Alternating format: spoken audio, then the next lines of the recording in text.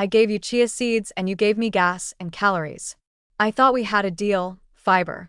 You were supposed to be the loyal friend, the one that kept me full, clean, and light. You were the hero of every health blog, the promised land of digestion, the holy grail of metabolism. But somewhere between the kale smoothies and the oat bran pancakes, the truth came out. You were never on my side. You were working with the microbes behind my back. All that time I spent sprinkling flaxseed like confetti and pretending my bloat was detox. A lie. The great fiber betrayal isn't just a dietary disappointment, it's a gut-level heartbreak. We've all heard the fairy tale. Fiber fills you up, balances blood sugar, lowers cholesterol, keeps your digestive system moving like a well-oiled machine. It's supposed to be the key to a healthy microbiome, that invisible Eden in your intestines where good bacteria thrive and bad ones wither away. But the story leaves out one crucial detail. Those same bacteria you're trying to feed have their own agenda. They're not your friends. They're microscopic freeloaders with appetites far greater than your own, and when you dump in extra fiber, they throw a feast. You think you're being virtuous by adding psyllium husk to your smoothie, but they see it as an all-you-can-eat buffet. And when they're done celebrating, they leave behind gifts you never asked for: gas, bloating, and, ironically, extra calories. Because here's the cruel punchline. Fiber doesn't just pass through your body like a loyal house guest. In many cases, it's fermented by your gut microbes into short-chain fatty acids, which, surprise, your body absorbs and uses for energy. That's right. Your fiber snacks aren't just scrubbing your insides clean. They're secretly feeding you more calories while turning your intestines into a bioreactor. And if your gut happens to be dominated by the overachievers, those methane-making microbes who extract energy like misers hoarding gold, then every gram of fiber becomes a small betrayal. You think you're cutting calories, your microbes think they've hit the jackpot. It's a twisted relationship. You trust fiber to keep you lean, but it may be quietly teaching your gut how to store fat more efficiently. The more you feed it, the smarter your microbes get, and soon they're digesting things you never meant them to. That innocent overnight oats breakfast? In your body, it's a slow-motion science experiment. Gas builds, the belly swells, and the microbes cheer. Some people burn through their fiber like champions, producing just enough gas to keep things regular. Others, the unlucky ones, the chosen victims of microbial thrift, turn into human fermentation chambers. Every bite of lentils becomes a pressure test. Every clean eating day feels like a betrayal disguised as virtue. You start to notice the patterns. The high-fiber cereal that promised satiety leaves you feeling like a hot air balloon by noon.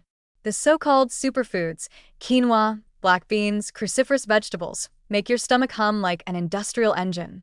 And all the while, your gut is applauding itself. You've trained it to be too efficient. The very thing that was supposed to protect you from overconsumption now guarantees it. The body holds onto every morsel of energy extracted by those tireless microbes who, for all their brilliance, seem to have no respect for personal space or social dignity. The heartbreak deepens when you realize that fiber's betrayal is not one-size-fits-all. Some people truly benefit.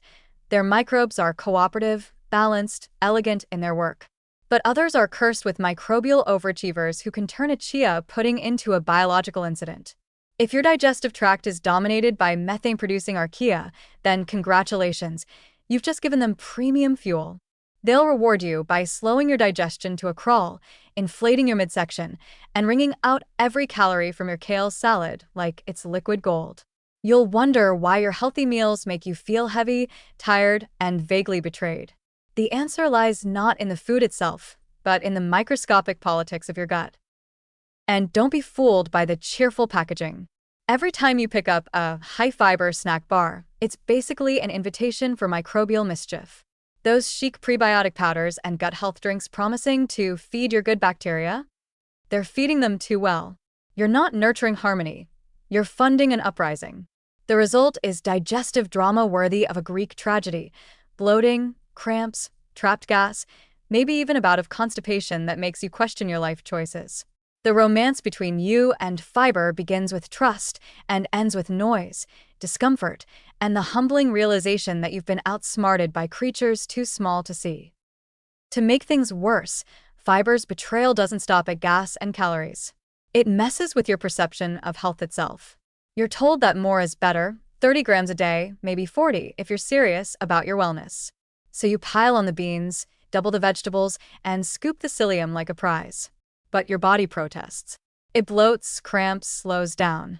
Your gut, once quiet, becomes a restless, gurgling machine. And still you persist because fiber is supposed to be good.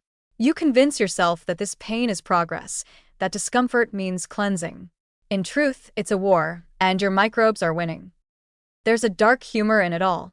You spend years avoiding sugar, counting calories, swapping pasta for lentils, and congratulating yourself on eating clean. Yet the same foods that signal discipline are the ones inflating your waistline from the inside out. The betrayal is intimate because it's invisible. You can't see the billions of microbes celebrating your every chia pudding, but you can feel their triumph in every tight waistband, every long evening of abdominal regret. It's as if your body has become a renewable energy factory you never signed up to manage. So, what's left for the betrayed? You can't just quit fiber. Go too low and you risk constipation, sluggishness, and all new problems. But go too high and you're back in microbial chaos. The only option is cautious coexistence, finding the sweet spot where your gut gets enough to function, but not enough to overthrow you. Maybe it means fewer beans, more water, and smaller servings of those superfoods you used to worship. Maybe it means realizing that moderation, not purity, is the real virtue. In the end, fiber isn't your friend or your enemy. It's the charming double agent of the digestive world. It smiles in every nutrition ad, promises wellness, and then slips away to whisper secrets to your microbes. You gave it your trust, your chia seeds, your kale smoothies, your faith in clean eating. And what did it give you back? Gas, calories, and an uncomfortable awareness that the body you thought you controlled is, in truth, being run by the tiniest hustlers on earth. The next time someone preaches the gospel of fiber, smile sweetly and clutch your stomach in solidarity. You'll know better. You've loved and lost, and learned that even the purest foods can cheat.